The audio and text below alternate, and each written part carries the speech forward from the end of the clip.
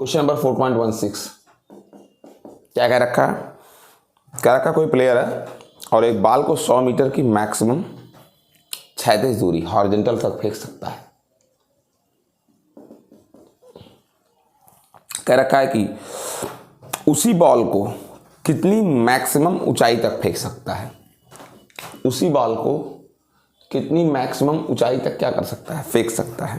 बहुत सिंपल है, सबको पता है प्रोजेक्शन में R max U square upon क्या होता है? जी होता है। निकलवाए थे हम।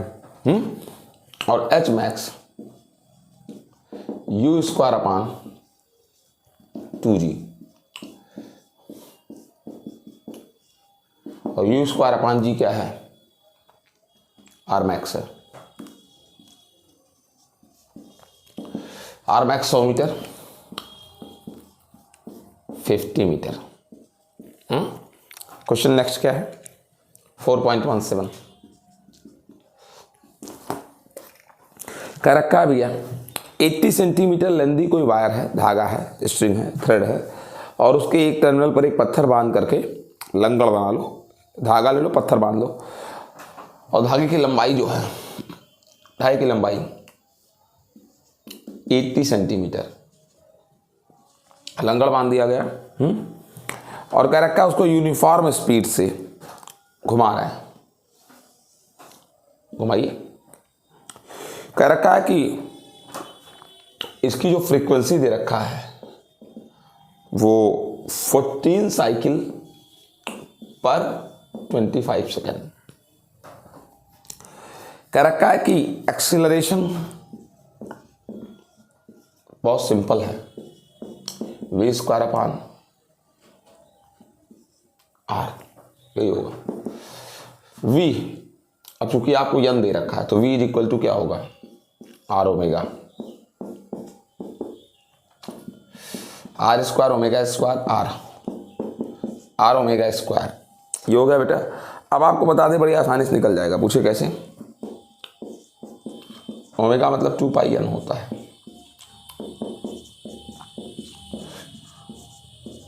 आई एम सॉरी, ये हो गया बेटा। अब 1 मिनट लगेगा इसको आपको निकालना। अब कुछ करना नहीं, इसी में वैल्यू रख दो। 4 पाई का मतलब 22/7 स्क्वायर। एन कितना है? 14/25 सेकेंड का स्क्वायर। आर रेडियस वो 80 सेंटीमीटर 0.8 मीटर। इसको सॉल्व कर लेंगे जब तो एक्सेलरेशन, अब यहाँ देख लीजिए, मीटर से मीटर कैंसिल हो जाएगा एक। आई एम सॉरी, क्यों कैंसिल? मीटर तो रहेगा ही। इसका जो सोल्यूशन आ जाएगा बेटा वो आ जाएगा 9.9 मीटर पर सेकंड स्क्वायर, ये एक्सेलरेशन। और आपको पता है एक्सेलरेशन हमेशा सेंटर की ओर होता है। नेक्स्ट क्वेश्चन 4.18 क्या है ये क्वेश्चन? कोई बड़ा एरोप्लेन है और वो 900 किलोमीटर पर आवर्स की स्पीड से क्या हो रहा है? उड़ रहा है 900 किलोमीटर पर आवर्स।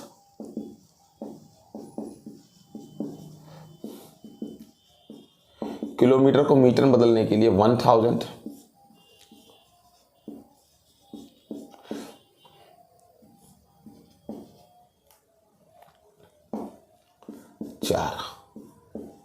25 250 ये उसकी वेलोसिटी है। फिर क्या कह रखा है कि भैया, और जब वो उड़ रहा है एरोप्लेन तो जो रेडियस, वो सर्कुलर पाथ पर उड़ रहा है और रेडियस दे रखा है 1 किलोमीटर, यानी अगर कहा जाए तो 1000 मीटर। कह रखा सेंट्रल एक्सेलरेशन अभी केंद्र तरफ वही वी स्क्वायर, तो वी स्क्वायर मतलब आर 1000 मीटर। चौक को 2 से काट देते 125 आ जाता, फिर काट देंगे कितना आ जाएगा? 62.5 आ जाएगा मीटर पर सेकंड स्क्वायर। ये सेंट्रल एक्सीलरेशन है। कह रखा है इसको जी के साथ कंपेराइज करें, जी के साथ, स्मॉल जी के साथ। तो ए को जी के साथ कर दो, 62.5 को 9 पॉइंट किससे कर दो, 8 से कर दो, लगभग 6.4 आ जाएगा। सीधी सीधी बात है, ये एक्सीलरेशन ग्रेविटेशनल फोर्स मतलब एक्टिविटी से या ग्रेविटी से 6.4 ज़्यादा है या गुना है, 6.4 गुना है। अगला क्वेश्चन है 4.19 और इस क्वेश्चन में क्या पूछा है ध्यान दीजिएगा। कह रहा है स्टेटमेंट्स को पढ़िए और रीजन के साथ बताइए कि ट्रू है या फॉल्स है। पहला क्या है, कह रखा है कि सर्कुलर मोशन में एक्सेलरेशन हमेशा सेंटर की ओर होता है। तो ऐसा बिल्कुल नहीं है। अगर यूनिफॉर्म सर्कुलर मोशन है,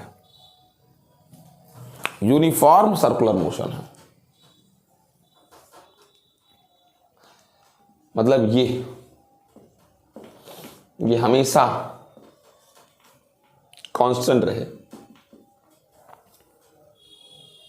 उस कंडीशन में हमेशा एक्सीलरेशन सेंटर की ओर रहेगा, केवल यूनिफॉर्म सर्कुलर मोशन में। अन्य पोजीशंस पर ऐसा नहीं है। इसका बी पार्ट क्या कह रखा है, कह रखा है कि किसी पॉइंट पर, सर्कुलर पाथ पर, किसी पॉइंट पर जो वेलोसिटी होगी सर्कुलर मोशन टाइम, वो हमेशा टेंजेंशियल होगी। मतलब वेलोसिटी हमेशा स्पर्शी की दिशा में होगी। ये सही है, ऐसा है। एक सर्कुलर पाथ पर चलते हुए वेलोसिटी हमेशा टेंजेंशियल होगी, सत्य है। तीसरा,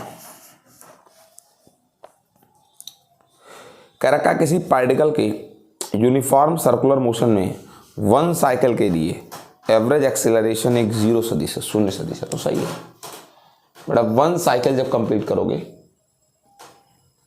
1 साइकिल जब आप कंप्लीट करेंगे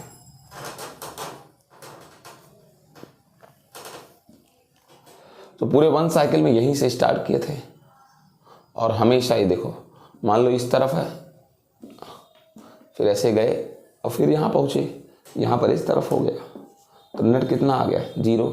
ये थे, ये इधर जब यहाँ पर थे तो इस तरफ था एक्सेलरेशन, ऐसे ऐसे करते हुए यहाँ आए तो इसके जस्ट अपोजिट ऐसे हो गया। तो हर हाल में से सभी पॉइंट्स के लिए अगर कोई यहाँ तो कोई इधर भी, तो ए 0 कंप्लीट साइकिल के लिए एक्सीलरेशन कितना होगा, 0 ही होगा। ठीक है। अब देखते हैं जरा अगला क्वेश्चन क्या कह रखा है। कह रखा है कि क्वेश्चन नंबर 4.20 क्वेश्चन नंबर 4.20 क्या कह रखा है। कह रखा है बेटा, आर वेक्टर पोजीशन वेक्टर दे रखा है, दे रखा है बेटा 3.0 t into i cap minus 2.0 t square into j cap 4.0 k cap. ये पोजीशन वेक्टर है मीटर, इसमें t सेकंड में है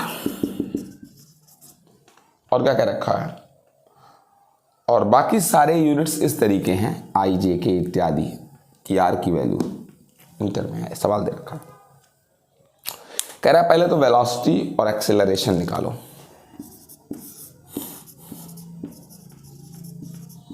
निकल जाएगा, सबको पता है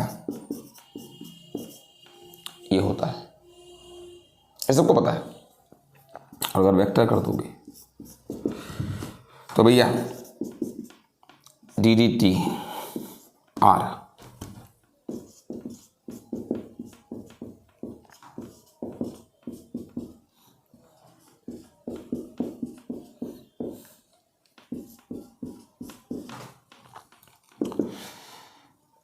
टी के रिस्पेक्ट में कर रहे हो तो जो बाहर निकले उसको निकाल लो।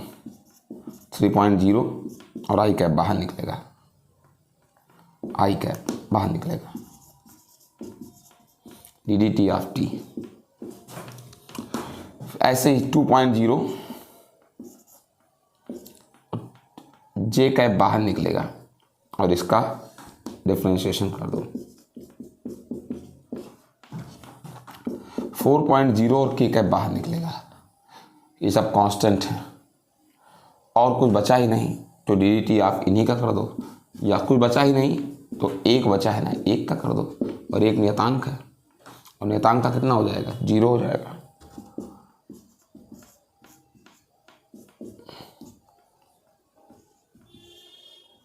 जे कैप और टी स्क्वायर का कितना हो जाएगा, 2t हो जाएगा, और ये 1 का 0 हो जाएगा, 0 को मल्टी करोगे सबसे 0 ही आएगा। तो इस तरीके से वी वेक्टर जो आया आपका 3.0 आई कैप 4.0 जे कैप और इंटू टी। अरे 2 दूनाई 4 यार, ये वेलोसिटी आ गई। अब एक्सीलरेशन निकाल लो।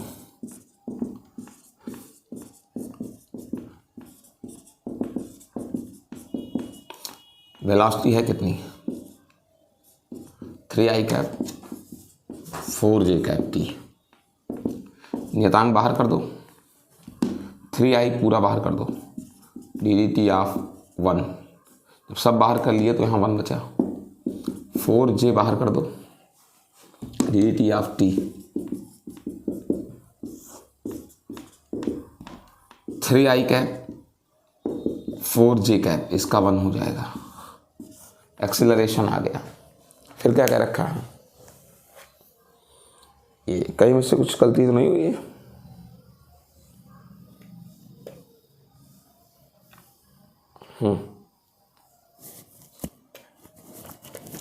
ये हो गया। ये क्वेश्चन था बेटा ए वेक्टर और वी वेक्टर, मतलब ए वेक्टर और वी वेक्टर, कहीं पर कुछ गड़बड़ तो नहीं है?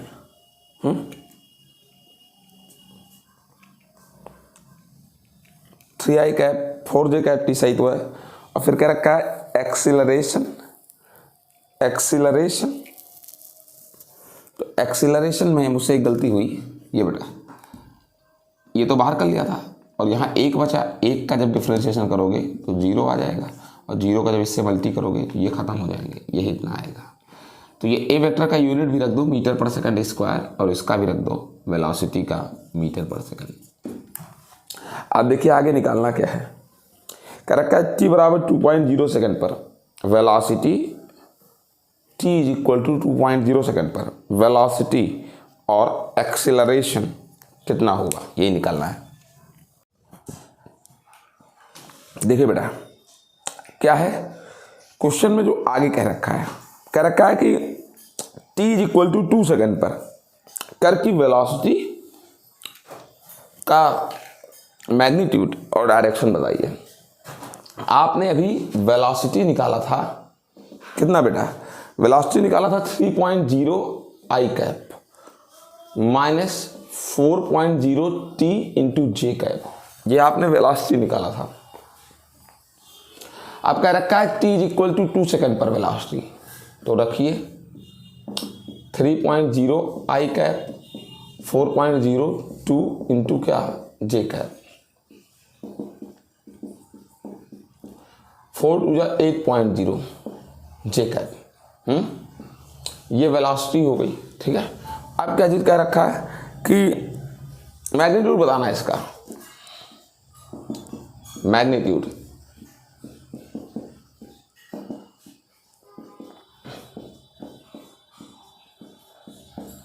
ये हो गया। फिर क्या चीज इसमें कह रखा है, ध्यान दीजिए, डायरेक्शन पूछ रखा है। तो आप ये देखें एक्स अक्ष में जो वेलोसिटी है वो कितना है 3.0 और वाई अक्ष पे जो वेलोसिटी है वो है बेटा 8.0। अब इनका नेट बीचों बीच से जाएगा। अगर मान लेते हैं वो एक्स एक्सिस से थीटा बना रहा है, tan theta is equal to ये 8/3, theta is equal to tan inverse 8/3। ठीक, ये डन हो गया आपका। क्वेश्चन नंबर 4.21 क्या कह रखा है? कह रखा है कोई पार्टिकल है t इक्वल टू 0 पर मूल बिंदु से चलना शुरू करता है, मूल बिंदु से, समझ गए? यानी उसकी इनिशियल पोजीशन 0 है, ठीक है। फिर कह रखा है कि 10 जे कैप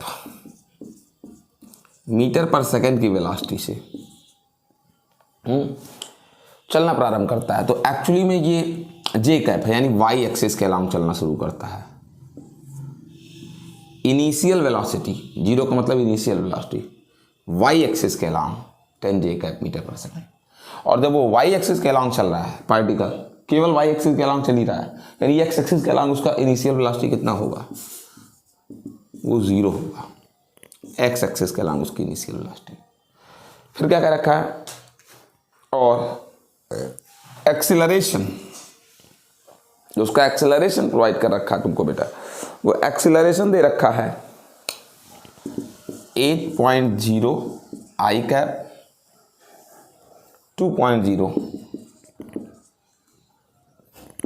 जे कैप मीटर पर क्या सेकेंड स्क्वायर। कह रखा है कि सबसे पहला ये कह रखा है किसी क्षण, मान लेते हैं टी पर, कह रखा है इसके यक्स का जो कोऑर्डिनेट है शुरुआत में किसी क्षण टी पर, तो टी पर मान लेते हैं एक्स कितना चल चुका है, एक्स वो 16 मीटर है। कह रखा उसी टाइम उसकी वाई की वैल्यू क्या होगी, उसी टाइम वाई की वैल्यू क्या होगी। पहला पार्ट है क्वेश्चन, निकाल लीजिए। तो भैया पहले तो टाइम पता लगे, वो टाइम है कौन, क्योंकि वाई अगर निकालना है तुमको, वाई नॉट प्लस क्या होता है V naught Y into T plus half A naught और टी का स्क्वायर। तो सिलेंडर सबसे बड़ी दिक्कत है मेरे पास टी नहीं है, वी नॉट वाई तो है मेरे पास, टी नहीं है। ए नॉट भी है मेरे पास, ये ए नॉट ये किस एक्सिस के लिए, वाई एक्सिस के लिए। तो आप यहाँ से देख लीजिए अगर, तो a naught for x axis 8.0 metre per second square, ये आई कैप।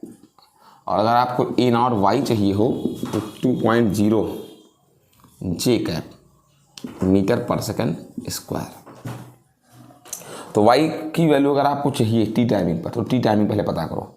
तो इसको काम करो, टी टाइमिंग पता लगाते हैं।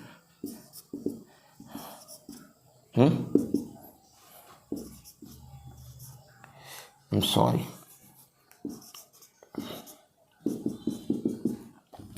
शुरुआती वेग initial velocity for x axis into T plus half A naught X T square. X is equal to 16 metre, X naught 0 शुरुआत में, V naught for x axis वो भी 0 चूंकि वो वाई एक्सिस पे चल रहा है, एक्स पे चल ही नहीं रहा है, multi T half A naught for x axis 8। देख तो रहे हैं आप इस चीज को, मीटर टी स्क्वायर, सब खत्म ये सब, 2 4 जा 4 नीचे आ जाएगा, 4 मीटर हो जाएगा टी स्क्वायर। ये मीटर था, मीटर से कौन कट जाएगा, मीटर सेकंड स्क्वायर इधर आ जाएगा भाई, 4 4 जा सेकंड स्क्वायर इधर आ जाएगा, यहाँ से आपका t is equal to 2 second आ जाएगा। अब इसी टाइमिंग पर y की वैल्यू पूछ रखा है, इनिशियल y नॉट 0 और इनिशियल वेलोसिटी y एक्सिस पर 10। वो टाइमिंग आपको मिल गया है 2 second. Acceleration for y 2.0 cut जाएगा इंटू टी स्क्वायर, 2 का स्क्वायर 4 का स्क्वायर 4 सेकंड स्क्वायर बेटा 20 मीटर प्लस 4 मीटर 24 मीटर, उसी टाइम वाई एक्सिस के अलॉन्ग 24 मीटर। ठीक है, कह रखा है कि इसी टाइमिंग पर t इक्वल टू 2 सेकेंड पर कहाँ गया, वेलोसिटी भी पूछ रखा है, वेलोसिटी 2 सेकेंड पर, वेलोसिटी इसी टाइमिंग पर। तो बेटा v 0 पर नहीं 2 पर, x एक्सिस के अलॉन्ग, 2 पर y एक्सिस के अलॉन्ग। पहले दोनों पता करो, तब निकलेगा कहीं जा कर के टोटल वेलोसिटी 2 सेकंड पर। तो पहले आपको एक फार्मूला पता होगा, v equal to U plus क्या ए टी। ठीक है ना, v equal to U plus A T. तो अगर हम आपसे कहें इनिशियल वेलोसिटी x एक्सिस पर, इसको ऐसे दिखाओ, वेलोसिटी इनिशियल वेलोसिटी, तो 0 लगेगा तो इनिशियल वेलोसिटी x एक्सिस पर। तो ये एक्सीलरेशन x एक्सिस के लिए इंटू t, तो ये x एक्सिस की वेलोसिटी आ जाएगी। तो इनिशियल वेलोसिटी x एक्सिस, तो x एक्सिस के लिए इनिशियल वेलोसिटी 0 है, x एक्सिस के लिए एक्सीलरेशन 8.0 जे कैप मीटर पर second square, t equal to 2 second, 1 second से 1 second cancel, 16 J cap metre पर सेकंड स्क्वायर। ये आ गया x एक्सिस पर, किस पर आ गया, x एक्सिस पर आपका। ठीक है, अब जरा y एक्सिस पर निकाल लीजिए ऐसे ही, v for y axis, v not for y axis, a not for y axis into t। v not for y axis 10 दे रखा है, जे कैप मीटर पर second,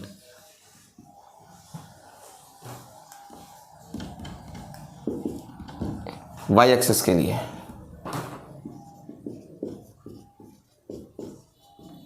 into 2 second, second cancel, 10 और 2 2 जा 4,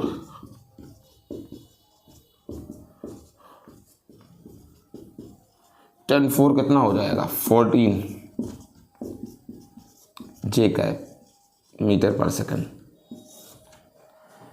तो y एक्सिस के अलॉन्ग 14 और x axis के along कितना 16, तो नेट वेलोसिटी यहाँ से निकलेगी अंडर रूट, y एक्सिस के अलॉन्ग कितना है 14 और x एक्सिस के अलॉन्ग कितना है 16, 16 का स्क्वायर 14 का स्क्वायर, 256 और 14 14 ये कितना होता है, 14 चौको 56, 14 कम 14 5 19, 196 जोड़ लीजिए, 300 और 300 जोड़ लीजिएगा, 6 6 12, 9 5 14 1 13, 2 1 3 1 4, 432। तो इसका आंसर आएगा लगभग वेलोसिटी 21.26, ये आ गया। आसान हो गया। 2 देखिए क्या कह रखा है, आई कैप एंड जे कैप, इसे आप जान रहे हैं।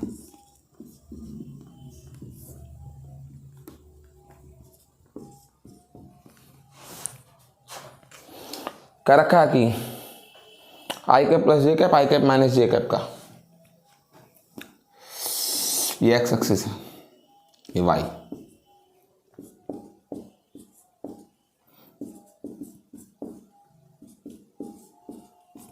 मैग्नीट्यूड इनका 1 स्क्वायर,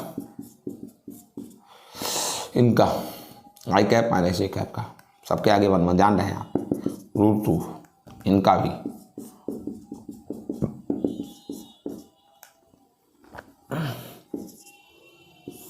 दोनों का हो गया। अब क्वेश्चन क्या कह रखा है, डायरेक्शन भी पूछ रखा है, क्या पूछ रखा है, डायरेक्शन भी।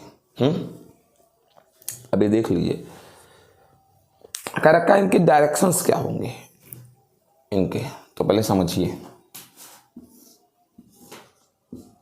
आई कैप जे कैप माइनस जे कैप। पहले आई प्लस जे वाले का डायरेक्शन निकालो। अगर मैं मान लेता हूं इनका इनके बीच से जाएगा, यही है आई प्लस जे, ये इनका डायरेक्शन ये,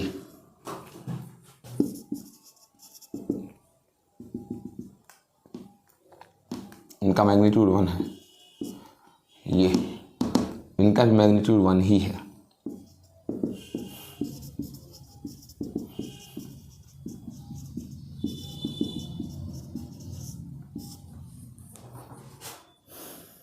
डिग्री एक्स एक्सिस ऐसा सब कुछ इनकी भी है, इनका इनके बीच से जाएगा।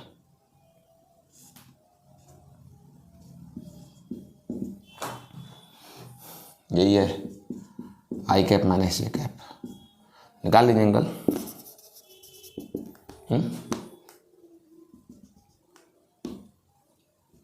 -1 है इनका, tan थीटा बराबर लंब बटे आधार।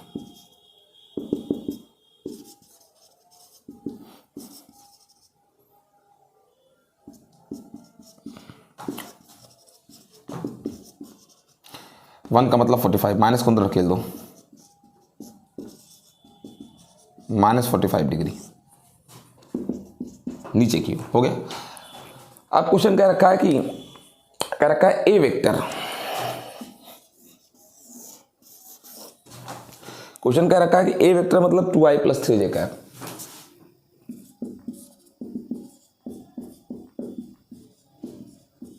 3j cap.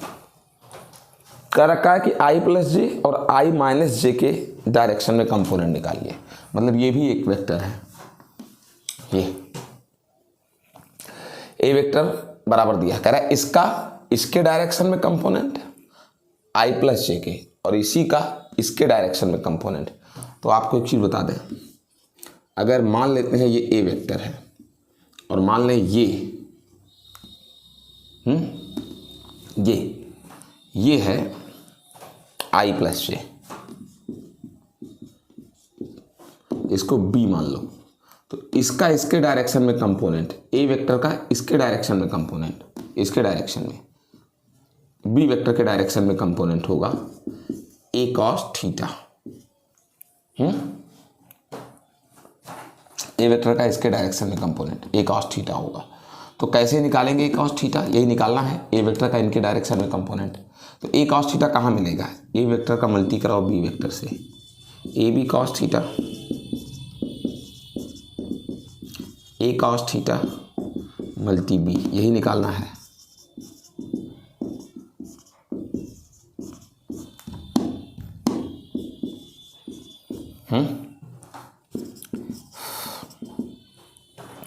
A vector dot B vector, A vector की वैल्यू क्या है, बी वेक्टर की वैल्यू क्या है, आई का आई से कराओ, जे का जे से,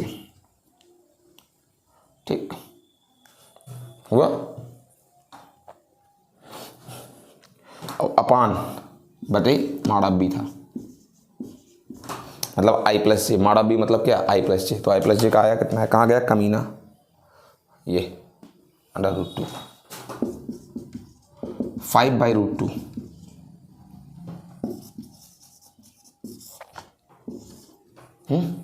आगे बढ़े, इसके डायरेक्शन में है ये a cos थीटा 5/√2, वो इसके डायरेक्शन में है।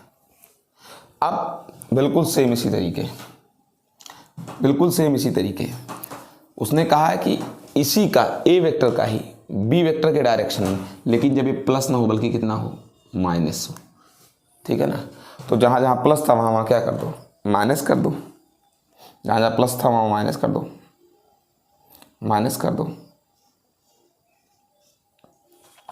तो जहाँ 5/√2 आया है वहाँ क्या आएगा, -1/√2, -1/√2 आएगा। आ गया। तो कह रखा है कि कंपोनेंट्स बता दिए, तो हो तो गया। इनके डायरेक्शन में कंपोनेंट्स 5/√2 आया था और इनके डायरेक्शन में कंपोनेंट -1/√2, यानी ए वेक्टर का कंपोनेंट 5/√2 प्लस में -1/√2, डन हो गया। ठीक है बेटे, ये हो गई बात है। यही क्वेश्चन था, रिकॉर्ड ही नहीं हुआ। भैया कह रहा है इनमें से कौन सही है, तो ये देखो, ये एवरेज वेलोसिटी कह रहा है दोनों वेलोसिटीज़ का सम अपॉन हाफ, ये सही नहीं है। इसका क्या मतलब है, ये तो मीन वैल्यू बताता है, बीच का मान बताता है, दोनों के योग का आधा बता देता है। इसका मतलब यही है सिर्फ, इसका मतलब दोनों के योग का क्या, आधा। वो एवरेज नहीं है, योग का आधा कर दो एवरेज है, ऐसा कुछ नहीं है। एवरेज कहते हैं वेलोसिटी में एवरेज या औसत चाल किसे कहते हैं, कुल विस्थापन या कुल दूरी और बटे कुल समय। तो ये है बेटा कुल विस्थापन, final minus initial displacement upon total timing. अब ये कह रहा है टी टाइमिंग पर वेलोसिटी, तो 0 टाइमिंग पर velocity plus acceleration into timing, ठीक है ना। फार्मूला दिख रहा है v बराबर u प्लस क्या, at, v बराबर u प्लस at। अब आपको एक चीज़ का जवाब दे दें हम कि भैया एक्सीलरेशन भी आपका कांस्टेंट होना चाहिए, तब ये फार्मूला लगेगा, अन्यथा नहीं लगेगा। तो ये एक्सीलरेशन के बारे में इंफॉर्मेशन नहीं था इसलिए काट दिया, गलत है ये सही था, ये गलत था। टी टाइमिंग पर आपका डिस्प्लेसमेंट, इनिशियल पोजीशन आपकी s बराबर यू टी, तो initial velocity into timing plus half, तो ये कांस्टेंट होना चाहिए। एक्सीलरेशन के बारे में इंफॉर्मेशन नहीं है इसलिए इसको भी काट दिया। एवरेज एक्सीलरेशन, वेलोसिटी में change upon timing, change in velocity with respect to timing, ये सही है, ठीक है। अब नेक्स्ट क्वेश्चन क्या है, 4.24 कह रखा है निम्नलिखित सेंटेंस को स्टैटिक मतलब पढ़िए और बताइए क्या ये सत्य है। एग्जाम्पल भी दीजिएगा, एग्जाम्पल देते हुए बताना है कि सही है कि नहीं। कह रखा है कि एक ऐसा स्केलर क्वांटिटी बताइए, एक ऐसी स्केलर क्वांटिटी बताइए जो हर प्रोसेस में कंजर्व रहती है, संरक्षित रहती है, बदलती नहीं है। काइनेटिक एनर्जी, किसी भी प्रक्रिया में। अब देखिए पूछ रहा है क्या ये सत्य है, प्रश्न को पहले समझिएगा। कह रखा है स्टेटमेंट्स को पढ़िए और बताइए कि जो दिया गया है वो सत्य है या फिर असत्य है। जो दिया गया है वो सत्य है असत्य। कह रखा है अदिश राशि वो है जो हर प्रक्रिया में संरक्षित रहती है, ऐसा नहीं है। बहुत सी स्केलर क्वांटिटीज़ हैं जो हमेशा संरक्षित नहीं रहती, बदल जाती हैं, हर प्रक्रिया में संरक्षित नहीं रहती। जैसे kinetic energy non elastic collision में, अप्रत्यास्थ संघट्ट में बदल जाती है। प्रत्यास्थ संघट्ट में तो नहीं बदलती, कांस्टेंट रहती है, लेकिन नॉन इलास्टिक कॉलिजन में चेंज हो जाती है, तो ये गलत है। कह रखा है स्केलर क्वांटिटी कभी नेगेटिव नहीं होती, गलत है। टेम्परेचर नेगेटिव में चला जाता है, स्केलर क्वांटिटी है। रेनॉल्ड संख्या, ऐसी बहुत सारी चीज़ें। अगला कह रखा है डायमेंशन लेस होती है, बिल्कुल ऐसा नहीं है। स्केलर क्वांटिटी डायमेंशन, घनत्व इसका है किलोग्राम पर मीटर क्यूब, इसका डायमेंशन है। चाल स्केलर तो है लेकिन इसका डायमेंशन है मीटर पर सेकंड, गलत है। फिर क्या कह रखा है, कहीं पर भी ये चेंज नहीं होती, बिल्कुल गलत है, चेंज होती हैं। आपको पता है पोटेंशियल पॉइंट चेंज होने पर बदल जाता है, विभव बदल जाता है। वर्क, हमको यहाँ से यहाँ जाना है तो मेरा वर्क चेंज हो जाएगा, यहाँ अगर 20 जूल हो सकता है, यहाँ जाकर बढ़ जाए या घट जाए। स्केलर क्वांटिटी बदल जाता है। कह रखा है कि एक स्केलर क्वांटिटी, ध्यान दीजिएगा, एक स्केलर क्वांटिटी सभी दर्शकों के लिए एक ही मान रखती है, चाहे अभिविन्यास भिन्न भिन्न हो। आप इसको समझेंगे नहीं, ऐसे समझेंगे। हम कहते हैं ये एक पॉइंट है। मान लें कि इसकी x अक्ष पर x दूरी चली जा रही है, y अक्ष पर y। तो चाहे हम देख रहे हैं उसको, चाहे आप देखिए, चाहे बगल कमरे में बैठा आदमी देखे, कोई भी देखे इस पॉइंट को, इसके कोऑर्डिनेट्स में कोई चेंज नहीं होगा। मतलब हम लोग की पोजीशन अलग अलग हो, देखने वाले की पोजीशन चाहे कहीं भी हो, कोई टाँड़े पे बैठ के देखे, कोई सीट पे, कोई अलमारी पे, कोई पंखे पे बैठ के देखे, इसके कोऑर्डिनेट्स में कोई चेंज नहीं होगा। नेक्स्ट क्वेश्चन देखिए, क्वेश्चन नंबर 4.25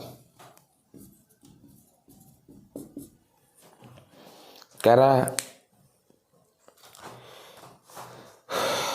कोई एरोप्लेन है और वो ज़मीन से 3400 मीटर के हाइट पर उड़ रहा है।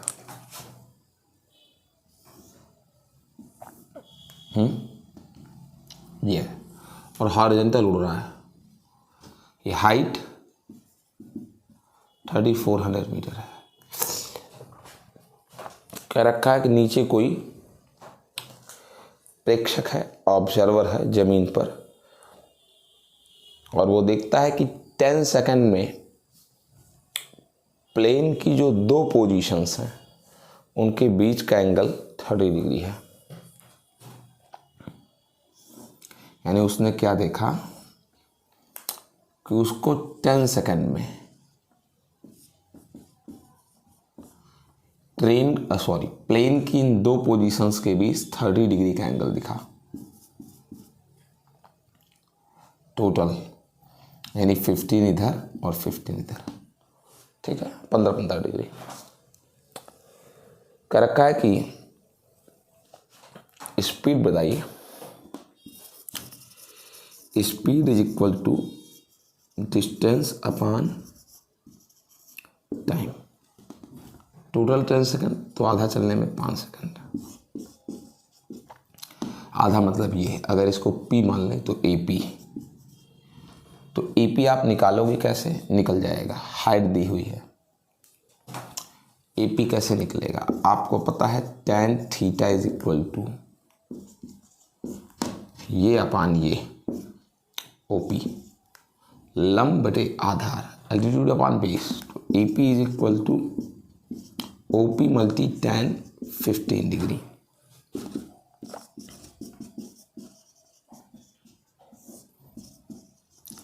OP सबको पता है 3400 मीटर, और tan 15 की वैल्यू 0.26795।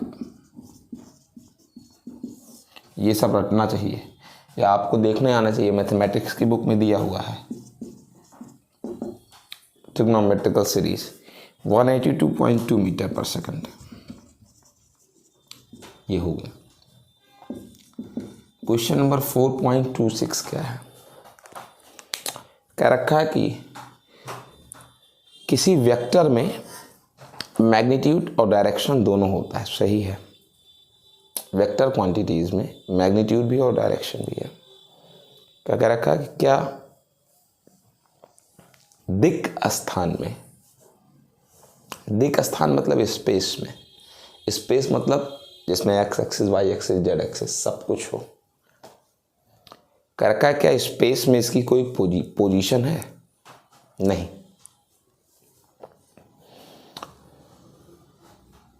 स्पेस में उसकी कोई पोजीशन नहीं हो सकती।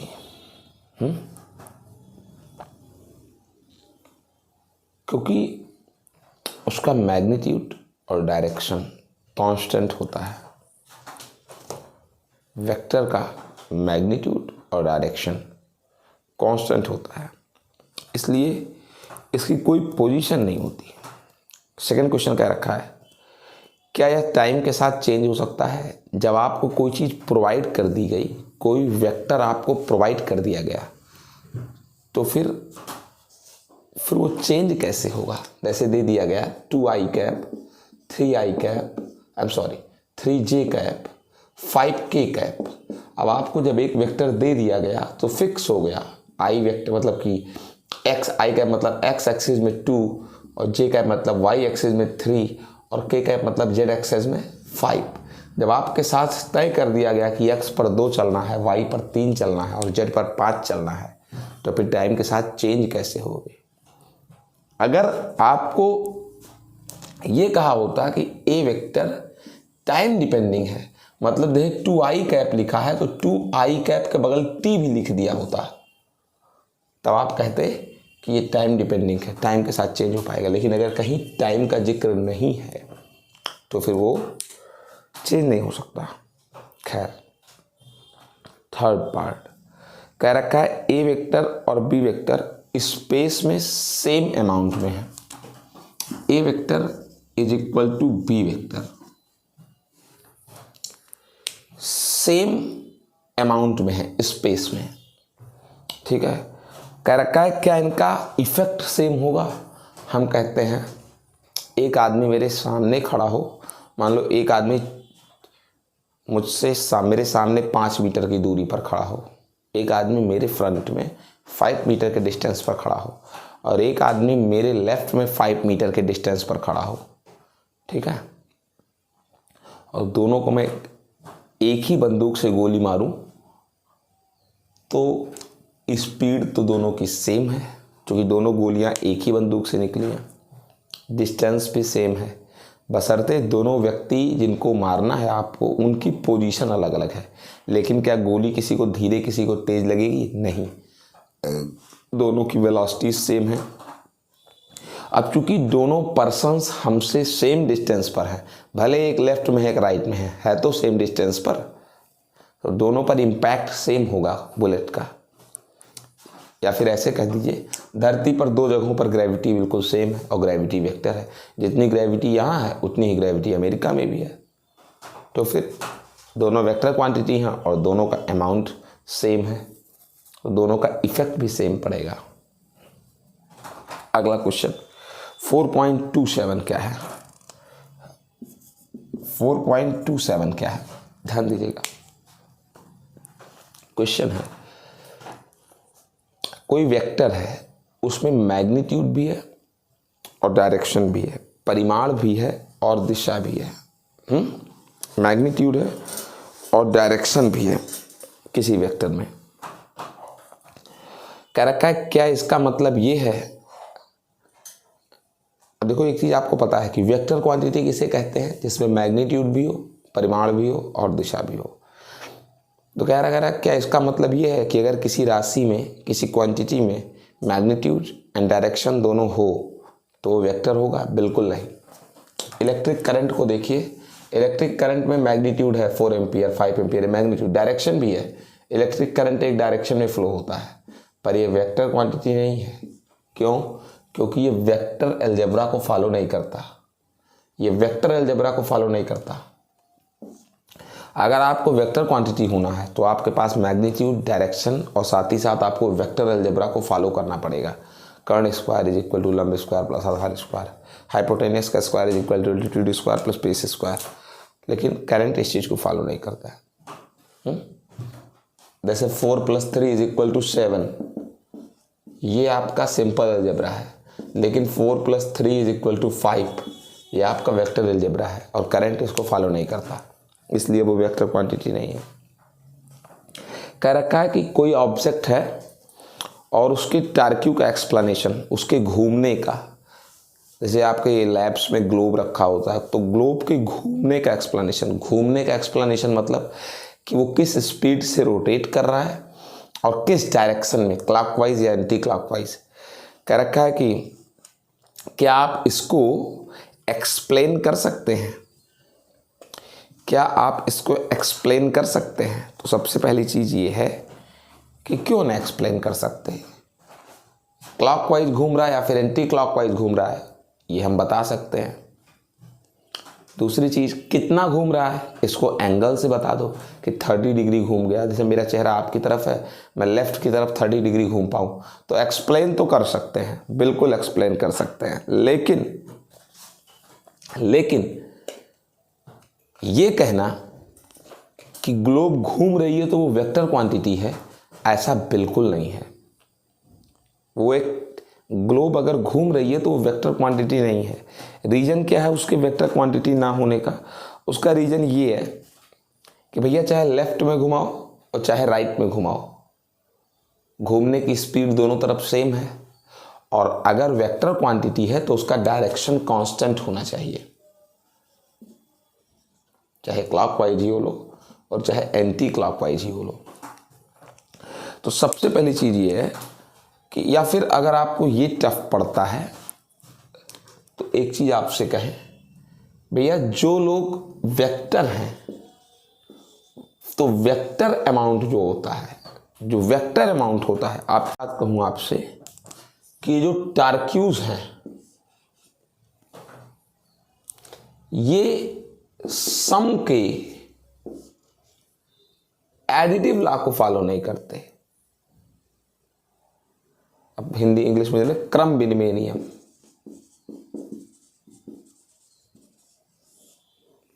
इनको फॉलो नहीं करते। T1 plus T2 is not is equal to T2 plus T1, ये इनको फॉलो नहीं करते, इसलिए वेक्टर तो नहीं हो सकते। हाँ ये है कि जो बहुत छोटे टार्क्यूज होते हैं, वेरी स्मॉल टार्क्यू, बहुत छोटे टार्क्यू, वो फॉलो करते हैं इस रूल को, क्रम विनिमय नियम को। A plus B is equal to B plus A. Very short torques follow करते हैं, यानी बड़े टार्क्यूज वेक्टर क्वांटिटी नहीं है, जबकि छोटे टार्क्यूज वेक्टर क्वांटिटीज हैं। क्वेश्चन नंबर 4.28 क्या कह रखा है? ये कह रखा है कि कुछ बातें मैं आपको बताऊंगा, उनके लिए आपको वेक्टर क्वांटिटी सर्च करनी है।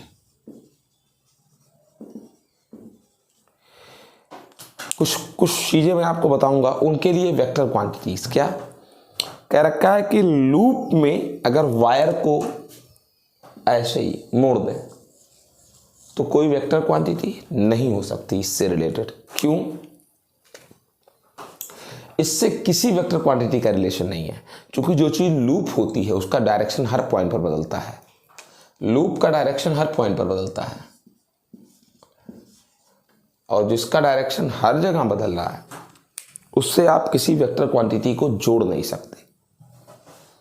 लूप पर आप कहीं भी वेक्टर क्वांटिटी को शो नहीं कर सकते, क्योंकि इसका हर जगह डायरेक्शन चेंज हो रहा है,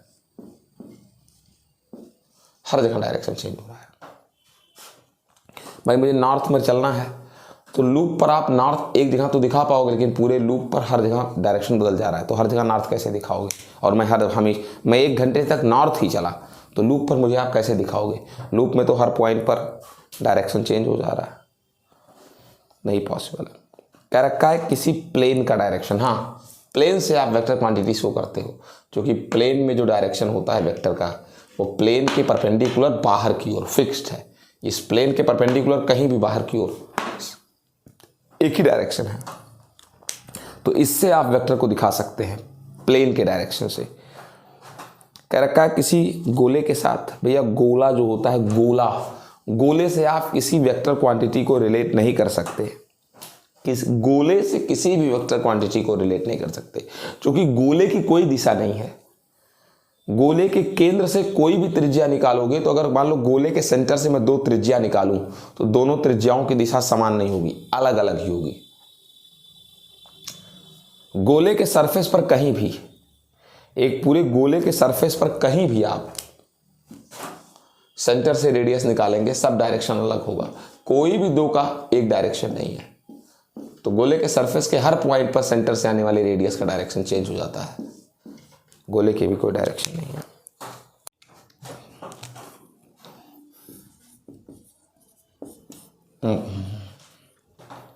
कोई गोली है 36 से 36 डिग्री के एंगल पर दागी गई है, 30 अंश पर दागा गया है। कह रहा है जमीन से 3 किलोमीटर दूरी पर गिरती है, दागा गया और 3 किलोमीटर दूरी पर गिरी।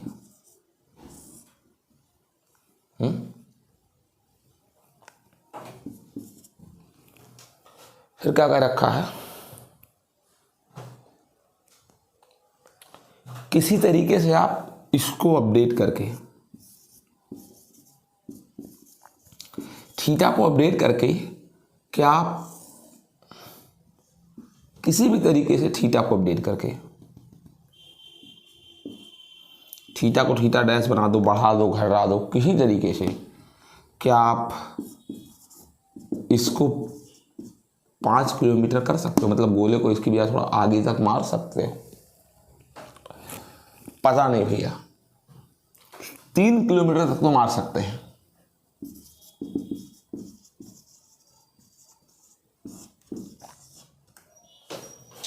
इतना मार सकते हैं, आर बराबर 3 किलोमीटर।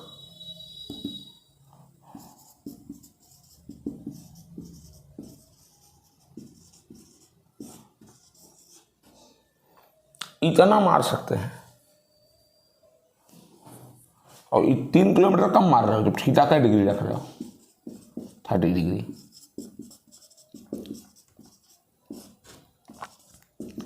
साइन 60 अंश का मान 3/2।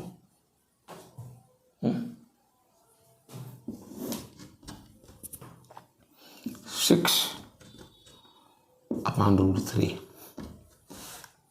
Kilometre, u²/g।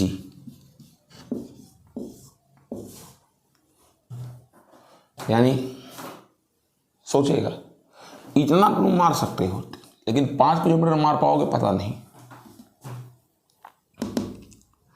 देखिएगा,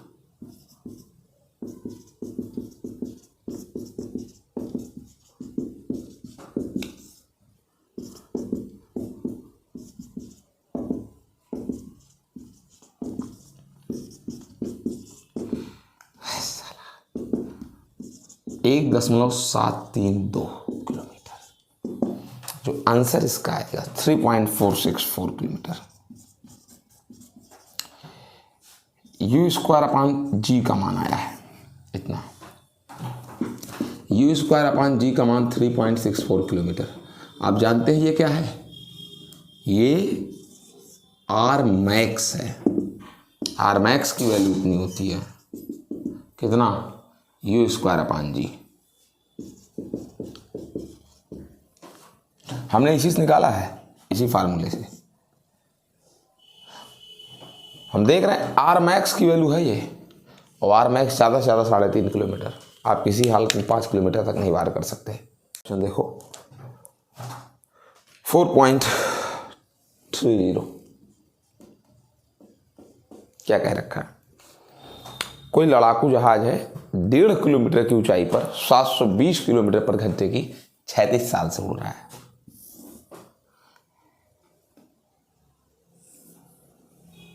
बिल्कुल 36 साल से चल रहा है। कोई प्लेन है, कितनी ऊंचाई पर? 1.5 किलोमीटर, 36 चाल से चल रहा है। कितनी चाल से? 720 किलोमीटर पर घंटा इस स्पीड से चल रहा है। कह रखा है कि एक बार हुआ क्या कि ये बेटा जस्ट एक नीचे एयर डिफेंस सिस्टम लगा है कि दाग लूंगा उड़ जाओगे। एयर डिफेंस सिस्टम आजकल तो यूक्रेन और रूस चल रहा है, जान ही रहे होगे, रोज यही सब हो रहा है। तो कह रहा है दाग देंगे उड़ जाओगे, और कह रहा है कि जो तोप है, तोप कह रखा है किस तरफ घूमे और गोला दागे और जाके इनको लड़ जाए। अगर जब ये मेरे ऊपर थे, अगर मैं जैसे मैंने देखा हमारे ऊपर है, अगर तुरंत दाग दिए तो जब तक गोला ऊपर पहुंचेगा तब तक ये आगे चला जाएगा और फिर ये दगेंगे ही नहीं। तो इसको चाहिए कि जैसे देखा इनको तुरंत ये अपना नाल घुमा ले, और अपना नाल घुमा करके थीटा डिग्री पर और दागे, और जब दागे मान लो वेलोसिटी कितनी है v, और दागे तो जितनी देर में गोला यहाँ पहुँचे उतनी देर में प्लेन भी यहीं पहुँच जाए, तो धड़ाम से उड़ाए दिए, तहास नहास हो ही गया। मैं मानता हूँ v वेलोसिटी से दाग दे थीटा एंगल पर, और दे रखा है 600 मीटर पर सेकंड। अब क्या कह रखा है, बस वेलोसिटी तो पता है कि कितनी वेलोसिटी से दागेगा, बस ये नहीं पता कितने एंगल पर दागे। तो मैं मानता हूं कि माना थीटा एंगल पर दागने पर थीटा एंगल पर दागने पर इतनी वेलोसिटी से जितनी देर में गोला यहां पहुंचेगा उतनी देर में प्लेन भी यहां पहुंच जाएगा और लग जाएगा प्लेन को। तो पूछा कब या कितने एंगल पर, बताता हूं। पहले तो v के दो कंपोनेंट होंगे, एक इधर v cos थीटा और एक ऊपर v sin थीटा। अब भैया गोले के द्वारा बॉम्ब मान लेते हैं यहां से यहां जाने का समय t लगा, तो मैं कहता हूं कि इस स्पीड से t समय में, इस स्पीड से t टाइमिंग में जितना डिस्टेंस बराबर स्पीड इनटू टाइम, जितना डिस्टेंस इसने कवर किया, अगर इस स्पीड से उतने ही टाइम में, t टाइम में ही गोले ने भी उतना डिस्टेंस कवर कर लिया तो लग जाएगा। t टाइमिंग में v cos थीटा स्पीड से जितना गोले ने डिस्टेंस कवर किया,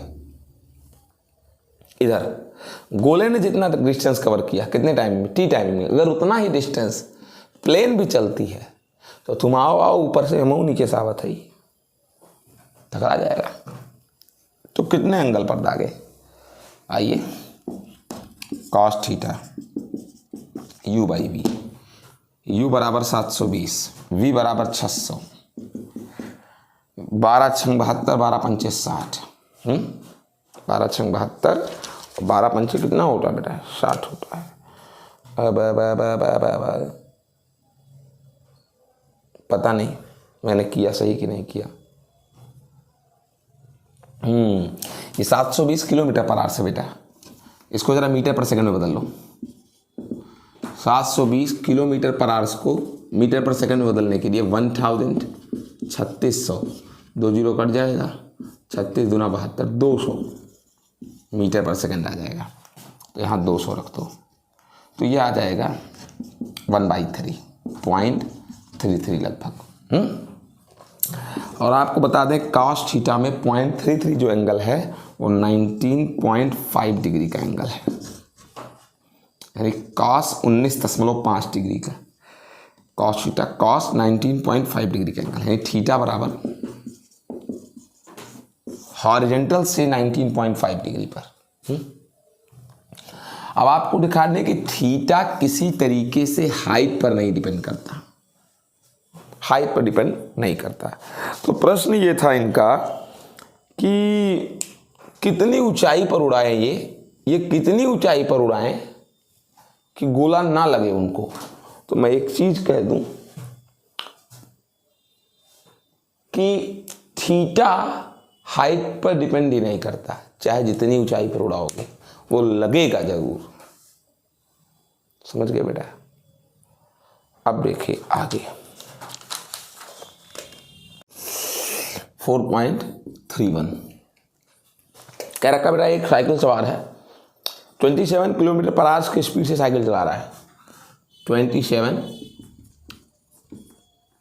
किलोमीटर पर आवर की स्पीड से साइकिल चला रहा है। अब गौर करके देखिएगा कि किलोमीटर को मीटर में बदलने के लिए 1000,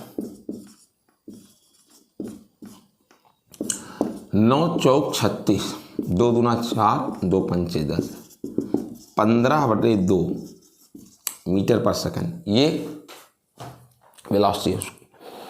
कह रखा है कि वो एक सर्कुलर टर्न पर पहुंच जाता है, पहुंचा दिए। अब जब वो सर्कुलर टर्न पर पहुंच जाता है तो मुड़ते समय बेटा जिस रेडियस पर मुड़ता है वो रेडियस 80 मीटर का है। और फिर क्या कह रखा है कि वो अपनी स्पीड में 0.5 मीटर पर सेकंड की रेट से कमी करता है। तो स्पीड तो हमेशा ये होती है बेटा, और वो भी ये लीनियर है स्पीड, इसमें कमी कर रहा है 0.5 मीटर पर सेकेंड, यूनिफॉर्मली कमी कर रहा है 0.5 मतलब इतना 0.5 मीटर पर सेकेंड का चेंज कर रहा है वेलोसिटी में, वो भी कमी कर रहा है। तो माइनस में हर सेकेंड कमी कर रहा है, पहुंचने के बाद, मोड़ पर पहुंचने के बाद इस रेट से हर सेकंड कमी कर रहा है। यानी एक तरीके से देखा जाए तो यहाँ पर उसका जो टेंजेंशियल स्पर्शी लीनियर रेखीय त्वरण है ये उसका। फिर क्या कह रखा है कि बताइए सर्कुलर यहाँ टर्न पर नेट एक्सीलरेशन, तो एक एक्सीलरेशन तो ये वाला है, लेकिन एक एक्सीलरेशन और है उसका, एक एक्सीलरेशन और है उसका सेंटर की ओर, चूंकि मुड़ते समय सेंट्रल एक्सीलरेशन। इन दोनों का नेट निकालना पड़ेगा आपको, इस वाले एक्सीलरेशन का, आई एम सॉरी टेंजेंशियल वाले का जो इस पर कमी हो रही थी उसका और सेंट्रल का। भाई एक तो इसमें वो कमी कर रहा है और एक सेंट्रल एक्सीलरेशन पहले से है ही है, तो इन दोनों का नेट जो होगा इनके बीच से जाएगा। तो पहले AC पता करो कितना है, v²/r, v² 15/2, 15/2, R कितना है, एक था 80,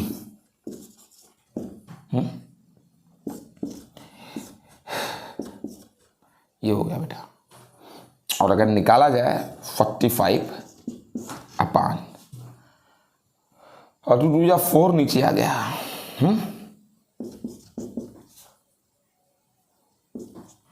मीटर पर सेकंड स्क्वायर, लगभग 0.7 मीटर पर सेकंड स्क्वायर। ये सेंट्रल एक्सीलरेशन आ गया, ये सेंटर की ओर है, ये लीनियर है इधर की ओर। दोनों का नेट निकाल दीजिए, AC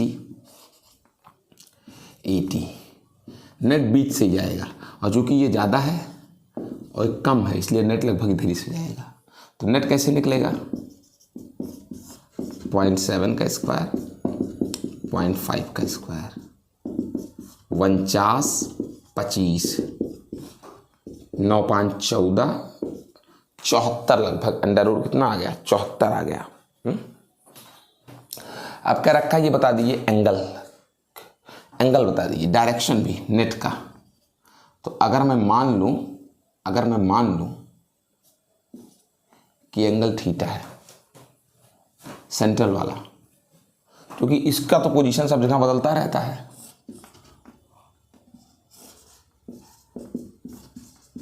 टेंजेंट वाले का तो सब बदलता रहता है, इसलिए मैं डायरेक्शन फिक्स्ड वाले से निकालूंगा, सेंट्रल वाले से। बदलता वो भी है लेकिन फिर भी फिक्स्ड है।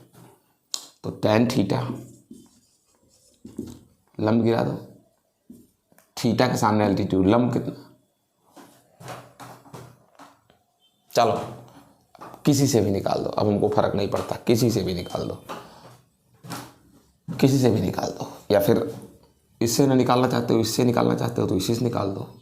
किताब में चूंकि इसी से दिया है, चाहे जिससे निकालो फर्क नहीं पड़ेगा। इससे अगर निकालोगे तो इसको ऐसे करना पड़ेगा, तब थीटा के सामने लंब ये होगा, ये वाला 0.7। तो चूंकि tan थीटा निकालना है, tan थीटा यार, लंब और लंब बटे आधार 0.5, 7/5। और ये tan में कितने डिग्री की वैल्यू पता है आपको, ये tan में 54.5 डिग्री की वैल्यू है, ये tan में 54.5 डिग्री की वैल्यू है, यानी कि स्पर्शी से 54.5 डिग्री पर। 4.32 क्या कह रखा है, प्रूफ करें, प्रूफ दैट कि कोई प्रक्षेप्य है, प्रोजेक्शन है, और कह रहा है एक्स एक्सिस और उसकी वेलोसिटी के बीच जो एंगल है, कोई प्रोजेक्शन है, ये वाई एक्सिस, एक्स एक्सिस, ये प्रोजेक्शन है, वेलोसिटी v मान लेते हैं, v के 2 component vx, vy, theta degree पर मान लेते हैं। यहाँ पर जब आप, ये तो शुरुआत का है, ये शुरुआत का है, ये शुरुआत का है बेटा जो आप देख रहे हैं, तो शुरुआत की वेलोसिटी है ये। चाहे तो आप इसको लिख सकते हैं ux, क्योंकि इनिशियल वेलोसिटी को u से दिखाते हैं। और जब यहां पहुंच गया, मान लेते हैं t टाइमिंग लगा और यहां पहुंच गया,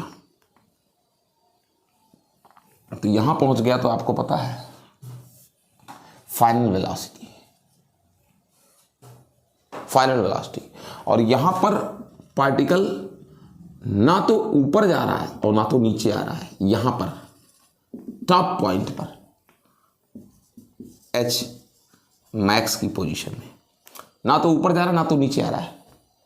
तो फिर इधर यानी यहां टोटल वेलोसिटी केवल x एक्सिस पर है, y पर है ही नहीं है। y पर वहां पर वेलोसिटी 0 है, ऊपर जाता ही नहीं, ना ऊपर ना नीचे, सीधे। तो क्या कह रखा है, सिद्ध कीजिए, प्रूव दैट प्रोजेक्शन जो आपके फेंके हैं, जो आप x एक्सिस और ध्यान दीजिएगा, कह रखा है x एक्सिस और वेलोसिटी के बीच का एंगल, तो x एक्सिस ये है और वेलोसिटी के बीच का जो एंगल है, अगर उसको टाइम के फंक्शन में शो करें, theta is the function of time, अगर इस थीटा को टाइम के फंक्शन में शो करें तो क्या कह रखा है, सिद्ध करो tan inverse uy minus gt अपान vx। ये प्रूफ करके दिखाओ कि ये एंगल टाइम के फंक्शन में इतना ही है। आपको एक मोटी मोटी बात कर दें कि पूरी यात्रा में, पूरे ट्रेवल में इस कंपोनेंट में कहीं चेंज नहीं होता। क्षैतिज वेग में कोई चेंज नहीं होता, केवल ऊर्ध्व वेग में चेंज होता है। हॉरिजॉन्टल वेलोसिटी में no change, only in change vertical velocity. Horizontal में कोई चेंज नहीं होता। क्यों? आपको पता है ये जो g है, ग्रेविटी कभी भी हॉरिजॉन्टल मान को इफेक्ट नहीं करती। 90 है ये, g का इस पर कोई इफेक्ट नहीं पड़ता। तो x एक्सिस की वेलोसिटी किसी भी प्रकार से g पर डिपेंड नहीं करती, तो x में कहीं चेंज नहीं होता। x एक्सिस की वेलोसिटी में कहीं चेंज नहीं होता, इसको याद रखिएगा। पूरी यात्रा में x एक्सिस की वेलोसिटी में चेंज, जितना यहां वेलोसिटी है x एक्सिस का ux, उतना ही यहां पर भी है, नो चेंज। लेकिन y एक्सिस की वेलोसिटी में चेंज होता है। टाइम के साथ y एक्सिस की वेलोसिटी बदलती है, तो v is equal to U plus, हम क्या जानते हैं, 80। अब y एक्सिस के अलॉन्ग t टाइमिंग पर, y एक्सिस के अलॉन्ग वेलोसिटी, y एक्सिस के अलॉन्ग कितने टाइमिंग पर, t टाइमिंग पर, तो एक्सीलरेशन g के अलॉन्ग होगा। ऊपर निकालना, ऊपर नीचे, तो जब कोई चीज ऊपर जाती है नीचे जाती है y एक्सिस के अलॉन्ग, तो उस पर ग्रेविटी वर्क करती है, तो a नहीं g होगा। u इनिशियली, u क्या बेटा है, इनिशियल वेलोसिटी, वो भी किस एक्सिस पर, y एक्सिस पर। इनिशियल वेलोसिटी y एक्सिस पर कितना है, uy, यानी आपने देखा vy फाइनल वेलोसिटी, uy, अरे वही v बराबर u प्लस gt। अब g चूंकि आप ऊपर जा रहे हैं आप, तो g कहाँ है, नीचे, तो ऊपर क्या लगेगा, g cos 180, ये 180 है, तो g cos 180 माइनस जी होता है। जब कोई चीज ऊपर जाता है तो प्लस जी नहीं, माइनस जी है, माइनस जी। अब ये एंगल आपको निकालना है, तो मैं निकलवा देता हूं। tan थीटा सबको पता है, लंब डाल दीजिए। tan theta is equal to altitude मतलब uy। अब समझ लीजिए, समझिएगा इस चीज को, tan theta is equal to लंब बटे क्या होता है, आधार। लंब बटे क्या होता है, आधार। tan theta is equal to altitude upon base. लेकिन उसने कहा कब है थीटा? शुरुआत में नहीं, यहां नहीं कहा है, टी टाइमिंग पे कहा है, टी टाइमिंग पे कहा है। तो tan theta for T timing,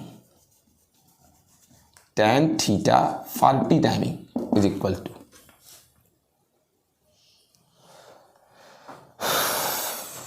altitude.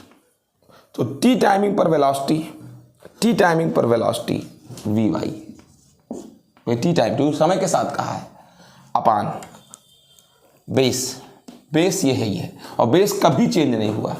T timing पर v तो चेंज हो गया, y एक्सिस की वेलोसिटी तो चेंज हो गई, लेकिन अभी बताइए x एक्सिस में कोई चेंज नहीं, यू एक्स। तो वी वाई है कितना? U y minus g t upon u x, यानी जो यहां से आया आपका answer tan theta t u y minus g t upon u x, यहाँ से थीटा tan उधर ले जाओ, tan inverse u y minus g t u x, theta आ गया। इसी क्वेश्चन का सेकंड पार्ट। अब देखिए, अब कहा है क्वेश्चन में, इसी क्वेश्चन का सेकंड पार्ट क्या कहा है वो देखिए। कह रखा है कि प्रूव दैट ओरिजिन पॉइंट से थ्रो किया गया, कह रहा है कि फेंके गए प्रक्षेप्य कोण का प्रोजेक्शन एंगल यहां से फेंका गया है मूल बिंदु से, वो जो भी पिछला निकाले वो टी टाइमिंग के लिए था यार, टी समय के लिए था, किसी क्षण टी पर। अब कह रहा है इस समय, इस समय मतलब किस समय? जिस समय आपने फेंका, टी बराबर 0 पर, यहां से जब आपने फेंका तो कह रहा है प्रूव कीजिए theta tan inverse 4h max upon r। तो ये भी आप निकाल सकते हैं, सबको पता है r is equal to you square sine 2 theta upon क्या जी, u square sine 2 theta. So M R बराबर, सही तो लिखा मैंने यार, कभी नहीं एकदम हो गया, निकलवा देते हैं, ये भी प्रूफ करवा देते हैं। You square sine 2 theta 2 sine theta into cos theta मान जी, यच आपको निकालना है। अब बात आती है H square, H is equal to you square sine square theta upon 2d। अब आप ये सोच कर देखिए, अगर यच का मैक्स वैल्यू चाहते हो तो साइन थीटा की वैल्यू 90 होनी चाहिए, साइन 90 ही मैक्स होता है, साइन 90 मैक्स तो एच भी मैक्स, स्क्वायर कर दो अपान 2d। यहाँ से एच मैक्स आएगा आपका यू स्क्वायर, ये तो 1 ही आना है अपान 2d। आपको निकालना क्या है? थीटा निकालना है, वो भी tan इनवर्स के टर्म में। किसके टर्म में? tan इनवर्स के टर्म में। तो मेरा मानना है ये मेरा मानना है, आपका ना सही, मेरा मानना है कि क्या करने के लिए अभी हम वैल्यू रखें एच मैक्स यही तो है। हम काहे मैक्स करें, हम क्यों मैक्स करें? यही तो अधिकतम ऊंचाई कवर की गई है। मैक्सिमम हाइट आपने कितने एंगल पर? थीटा एंगल पर, तुम्हारा थीटा ही एंगल पर, थीटा ना बढ़ाओ घटाओ, थीटा ही एंगल पर मैक्सिमम हाइट तुम्हारा। तो थीटा ही एंगल पर मैक्सिमम हाइट निकालो, थीटा ही एंगल पर मैक्सिमम हाइट, थीटा एंगल पर यार। हम ये थोड़ी ना कह रहे हैं कि इस वेलोसिटी पर मैक्सिमम हाइट क्या हो सकती है। जब मैक्सिमम हाइट क्या हो सकता है निकालना हो यू वेलोसिटी पर, तब थीटा 90 रखेंगे। इसी थीटा पर, इतनी ही वेलोसिटी पर हाइट इतना ही होगा मैक्सिमम, ठीक है ना। अब आइए अब आगे बढ़ते हैं। क्या कहते हैं कि आप डिवाइड कर दीजिए एच मैक्स को आर से। एच मैक्स कितना है? U square sine square theta upon 2g, R u square sine 2 theta upon g cancel, H max upon R, u square sine square theta, 2 कहाँ चला आएगा? नीचे, और sine 2 theta 2 sine theta into cos theta, एक sine से एक sine cut जाएगा, H max upon R sine theta, 2 2 जा 4 और बटे कास थीटा। तो एच मैक्स अपान आर, 4 को इधर भेज दो, 4 और साइन बटे कास क्या, टेन थीटा। यहाँ से थीटा बराबर, ये निचवा का भी क्या बचा है, आर है, ये 4 इधर का आर है, टेन थीटा, तो टेन इधर ले आओ, tan inverse 4h max upon r, आ गया, सिद्ध हो गया, खत्म, सेवा समाप्त।